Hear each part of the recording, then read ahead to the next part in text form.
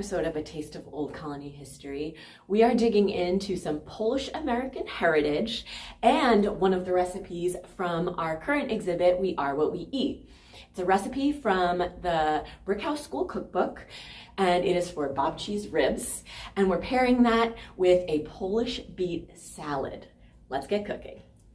Here are the tools and ingredients we'll need to make Babci's ribs.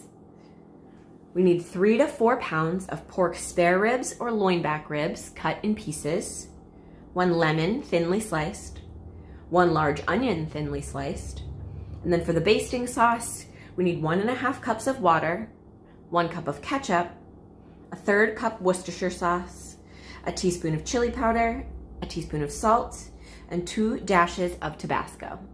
We're making just a few substitutions with the ingredients that I have. So instead of Tabasco, we'll use a little bit of sriracha, and instead of chili powder, I have some ground cayenne. For tools, you'll need a cutting board and knife to cut up your ribs, a shallow roasting pan to cook the ribs in, and then to make the sauce, you'll need a saucepan, a whisk, and a basting brush. First step is to preheat the oven. This needs to be set to 450 degrees. While that comes up to temp, we'll get our ribs started. So we're gonna separate our big rack of ribs into smaller sections. So I cut it in half so I can work with a little bit at a time. And we're just gonna cut this into sections. I'll probably do like 2 ribs to a section. So slice in between the bones, like I just did. So our next step, now that they're all cut up and in our shallow roasting pan, we're gonna lightly salt them, both sides. We'll rub it all over, evenly coated. And you wanna cook these meaty side up. So we're gonna turn them back over to the original side. So once our oven comes up to temp, these are gonna go in the oven uncovered for 30 minutes. Our oven has preheated to 450. So the ribs are gonna go in as is with just salt for half an hour. Set our timer for 30 minutes. And while these do their first bake, we'll get started on some of our other ingredients. So we'll slice up our lemon and our onion that we're gonna top it with, and then we'll get our sauce started. So wanna slice our lemon up, we're gonna leave the peel on, and we're just gonna cut it into thin slices. So we'll set these aside. Every section of rib will get a little bit of lemon on it. And then we're gonna slice the onion the same way.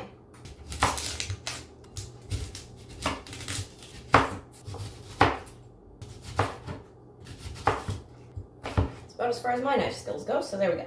All right. So we'll set the onion and lemon aside, and then we'll get started on our sauce. So now we're gonna get our basting sauce ready. We're gonna mix all the remaining ingredients together, bring them to a boil, and then we'll set it aside until our ribs are ready for basting. So first we're gonna add our 1.5 cups of water. And we need 1 cup of ketchup.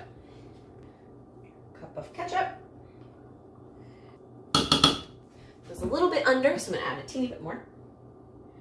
Now we need a 1/3 cup of Worcestershire sauce. I only have a 2/3 measure, so I'm gonna fill this about halfway up. Like that. We need a teaspoon of salt. And a teaspoon of our chili powder or red pepper. Maybe a little bit spicy. To add to the spice, I'm going to use a teeny bit of sriracha, but if you have Tabasco, that's what it calls for, so I recommend that. 1 little squirt. Go. Turn this on, get it boiling, and then we'll set it aside. Keep stirring our sauce until it comes up to a boil.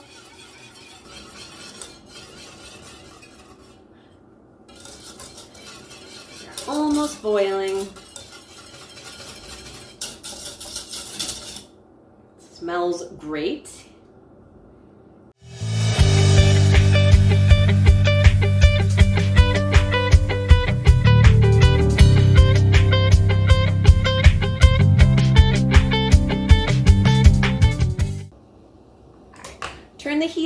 We're gonna let it hang out. We'll keep stirring it a little bit so nothing sticks to the bottom.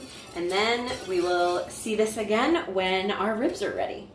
All right, so our oven timer just went off. It's been 30 minutes. Turn that timer off. Take the ribs out. Ooh. Oh, they look great already. Starting to get some nice browning on top. So what we're gonna do now is turn the oven temperature down to 350. We also need to drain some of the fat out from here. So the way I'm gonna do that is with some paper towel. Gonna pick one side up and sort of let it all drain to one end. Better view. And then I'm just gonna pop the paper towel in and absorb some of that fat and that liquid that's draining off. Just gonna do a little bit more. Don't want them to steam. I want them to get nice and browned and delicious. So set that aside for now. And now we're gonna take all our toppings and get these ready for their second round of baking. So on each section, we're gonna add a little bit of lemon and a little onion. A piece of lemon, piece of onion. I'm just gonna kind of stack these. They don't lay perfectly flat, but we'll do our best. Now we're gonna take some of our basting sauce and pour it over. We're gonna reserve some because we'll continue to baste these every 15 minutes while they're in the oven for their 1.5-hour bake. Do that, I'm just gonna grab a small ladle and pour some over. Later, I'll use the basting brush, maybe, or I'll continue to use this. We'll see what works best. Give the basting sauce a quick taste.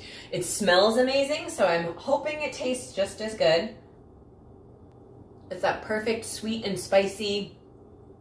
It's really rich and like the flavors are pretty deep because that nice Worcestershire sauce and the ketchup gives it that great sweetness, nice thickness too. It's pretty runny, but it's got some body to it, so it is spicy. It's still lingering on my tongue actually. I am not a huge spice person, so this might have been a little heavy-handed on spice for me, but if you like spicy, this might not even be enough for you. A little bit over each one. It's gonna go back in the oven for 1.5 hours, and like I said, we'll check on them every 15 minutes and add more sauce and more flavor.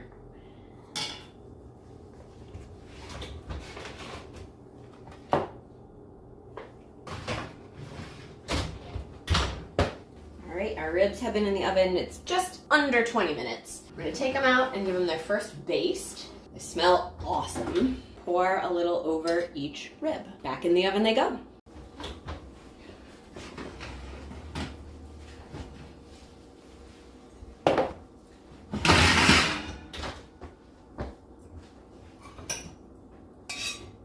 Rest of our basting sauce. Top these off.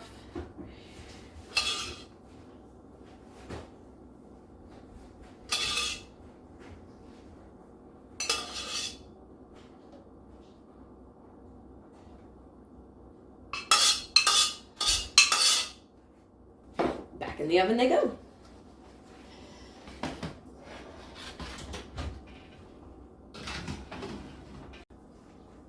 All right, it's time for another baste. Take them out.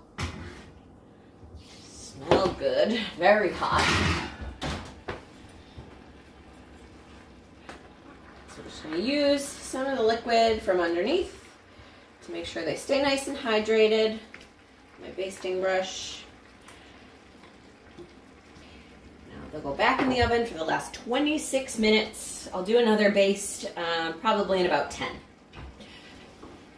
All right, our final timer just went off. It's time to take them out of the oven. Those look great. All right, we're gonna let them cool for just a few minutes and then we'll try tasting.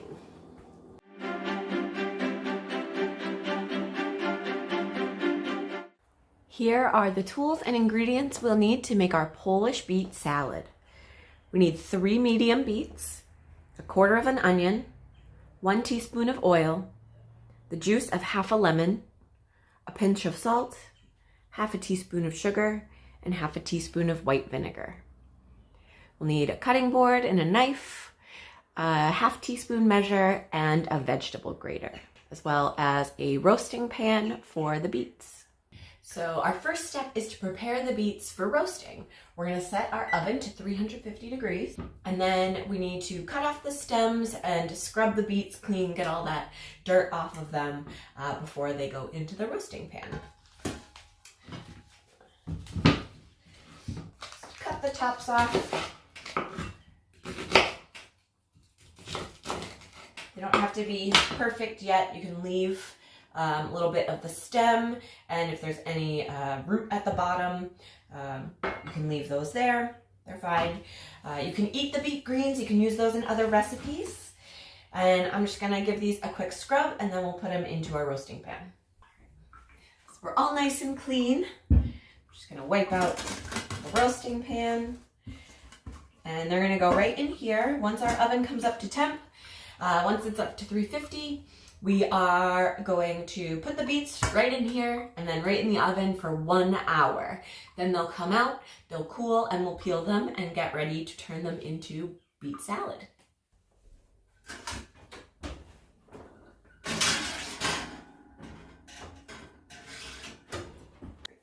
It's been 1 hour, taking the beets out. I did realize I missed a step at first, and you do need to cover them when you cook them. So put a cover on your roasting pan or a little aluminum foil. All right, so we're gonna allow these to cool completely, then we'll peel them and grate them and mix them with all our other ingredients. All right, so our beets are nice and soft, they're cooled. The next step is to peel them and then grate them. So do you need one more tool? You need a vegetable peeler. Just peel all that skin off. All peeled. Now, we grate. On the largest hole, start with the little guy.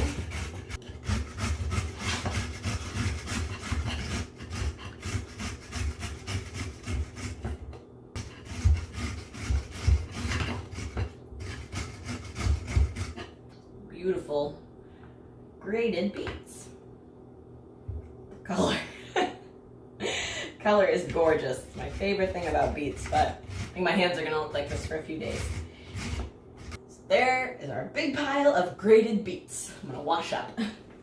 So now that our beets are all grated, everything's cleaned up, we're gonna do 1/4 of an onion. We're gonna dice this up. Chop this pretty fine. I don't want big chunks of onion.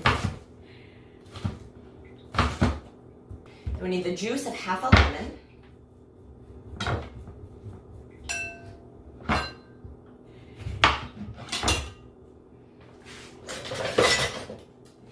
Use my strainer to catch any seeds. Alright,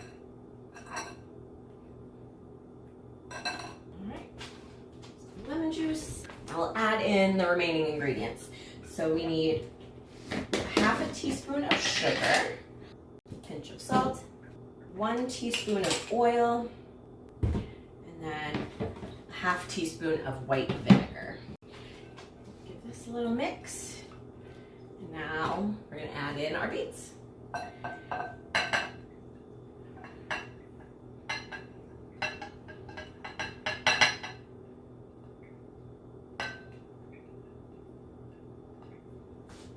Toss this all together, all nicely mixed. Break up that diced onion. Smells really good. Very earthy but bright from that citrus, and it's gonna have some tang from the vinegar. All right, so it's all mixed up. This is gonna go in the fridge to chill together, let all those flavors hang out. We'll let it chill, I'd say about an hour, and then we'll taste.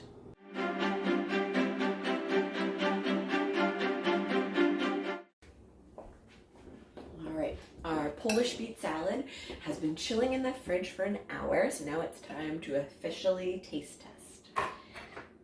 Get a good bite, nice piece of onion, nice grated beets. Let's try it.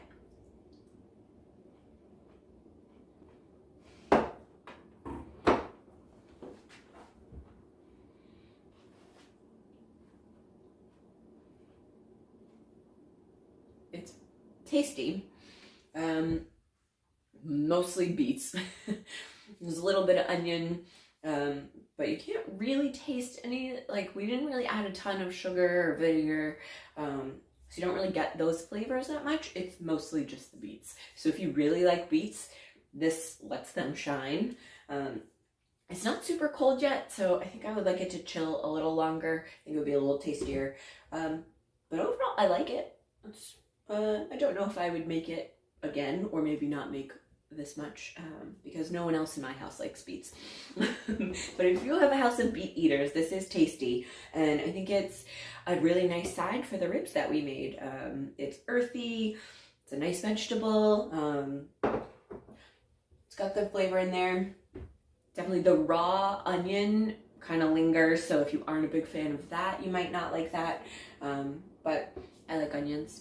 So yeah, if you make our Babci's ribs and this Polish beet salad and maybe some roasted potatoes, that's a great complete meal. So definitely give it a try, and happy Polish American Heritage Month. All right, so we've let them cool as long as I can stand it. They're still steaming, but you can see they just fall off the bone. So, woo! I bet they're gonna be delicious. Bones out. So they're still so hot that it's kind of hard to handle them. So I'm gonna break the rib rules and cut them with a fork and a knife to get myself a bite.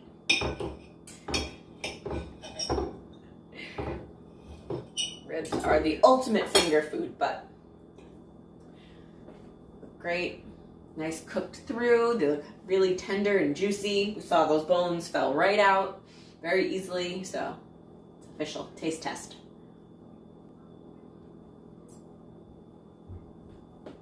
Cooked perfectly, super tender. Barely need to chew through them. The basting sauce mellowed out. The spice isn't quite so spicy. It was very much the front and then the back of the flavors. I got it immediately on my tongue when I tasted the basting sauce, and then I tasted the other flavors, and then the spice came back. But this time it all sort of just blends together and you taste it all at once, which is really nice. Flavorful, juicy and delicious. These are so tasty. Babci makes the best ribs.